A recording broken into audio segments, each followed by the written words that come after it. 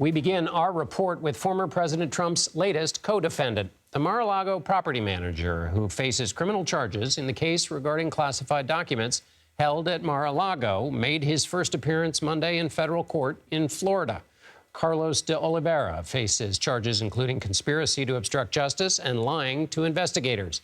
He is the third person to be charged in the classified documents case, along with Trump's valet, Walt Nauta. In the state immediately to the north, a Georgia grand jury could soon criminally charge the former president and allies who allegedly sought to overturn the state's 2020 presidential election results. Robert Costa has the latest details from Washington.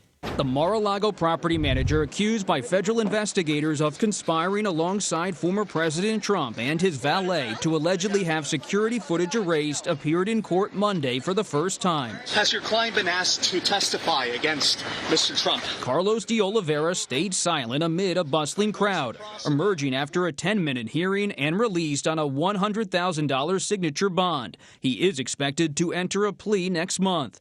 According to the special counsel's probe of Trump's alleged retention of classified documents after leaving office, Trump allegedly worked with de Oliveira and personal aide Walt Nauta in an attempt to pressure another Mar-a-Lago employee to delete footage. Prosecutors said Monday they have obtained surveillance footage from Mar-a-Lago, and sources say these tapes might show a Trump aide moving boxes of classified documents out of a storage room. These are the types of witnesses, people close within the Trump orbit, who pose perhaps a greater threat to former President Trump than the other witnesses. On the campaign trail, Trump continues to dominate the primary race, according to the latest polls. You know, they're not indicting me, they're indicting you. I just happen to be standing in their way. The special counsel is also investigating an alleged scheme to overturn the 2020 election and has told Trump he's a target in that investigation. And in Atlanta, barricades already being installed at Fulton County Courthouse, where a grand jury is set to consider even more charges against Trump, this time over his alleged role in pressuring Georgia election officials. And CBS News chief election and campaign correspondent Robert Costa joins me now. Bob, in this documents case, the former president's valet, Walt Nauta, and the former president seem to be in sync in their defense, as far as we know. What's this case with de Oliveira? Is that the same, or is he off on his own?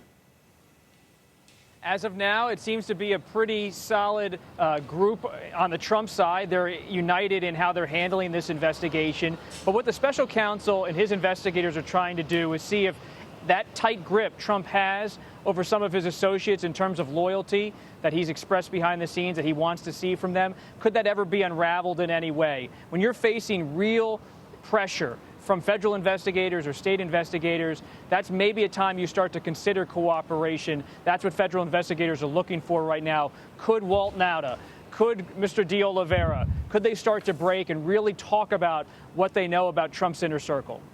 And Bob, I want to ask you about how this is all getting paid for, which is to say the legal bills and the Trump super PAC that has spent, is it up to $40 million? Can you sort through exactly what has happened, and is that legal?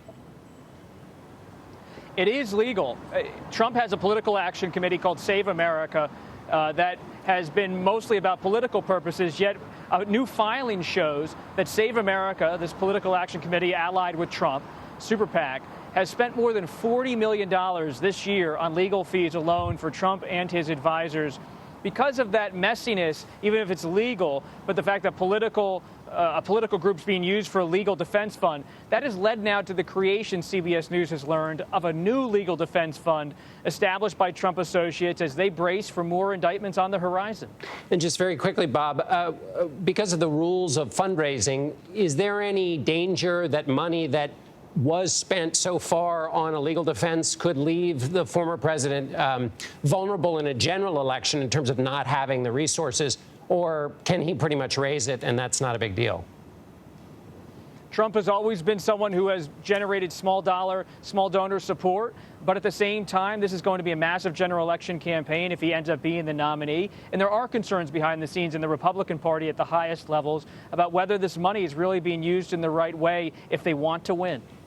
All right, Robert Costa for us in Washington. Thanks so much, Bob. Thank you.